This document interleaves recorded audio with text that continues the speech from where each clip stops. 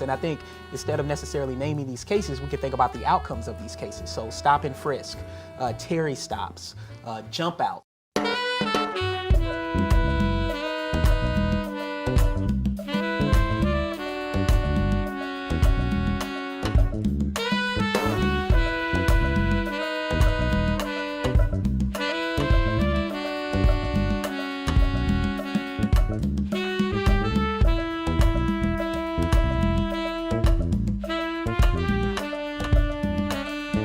Welcome back to State of Play. Today we're talking about Black pain and Black trauma and how it is endemic in our society. Joining us today is Dr. Rashawn Ray. Dr. Ray is a David Rubenstein Fellow at the Brookings Institution, and he's also a professor of sociology at the University of Maryland in College Park and the executive director of the Lab for Applied Social Science Research. Thank you very much, Dr. Ray. Thank you for having me.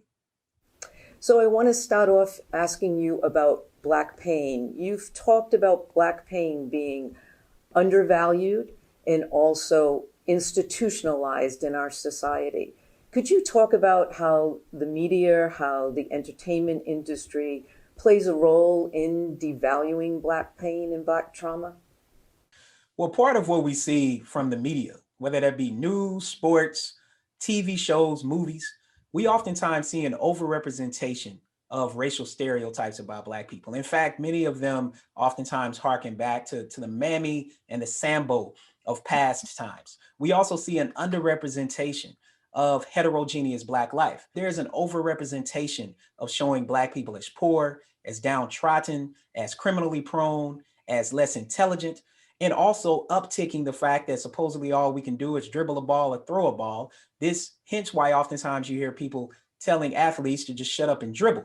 Like heaven forbid that someone can actually dribble a basketball, put it in a net, and also be a college graduate as well and read books. So part of thinking through this is these stereotypes about Black people come through in the media in ways that are unconscious, that seep into our psyche and then impact how we treat and perceive other people. When you're talking about the social psychology of criminalization, is this what you're talking about? It's definitely part of it. So criminalization, particularly for Black men, is the inability to separate Black men from criminality.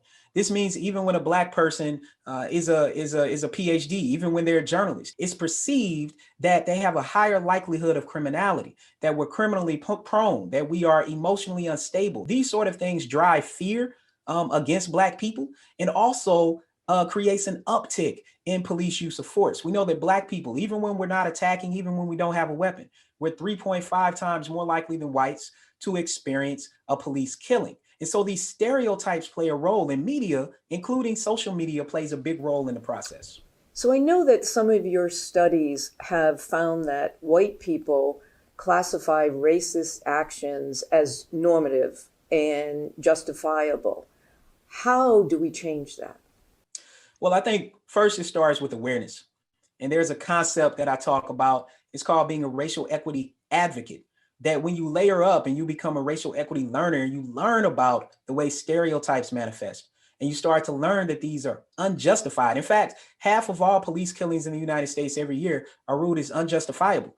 And what we need, if we're talking about changing hearts and minds, is for white people to sit at dining room and dinner tables with other white people and have conversations when Black people are not present, to speak up and speak out when they hear something stereotypical, to simply say, hey, that's not cool, or I actually don't agree with that. Let's have a conversation. Only then can we start to change people's hearts and minds. But of course, we need to change policy because that's how we hold people accountable for their treatment of others and start to change behavior, even if attitudes lag behind that. Thank you very much, Dr. Ray. And please don't go away. There's more to State of Play.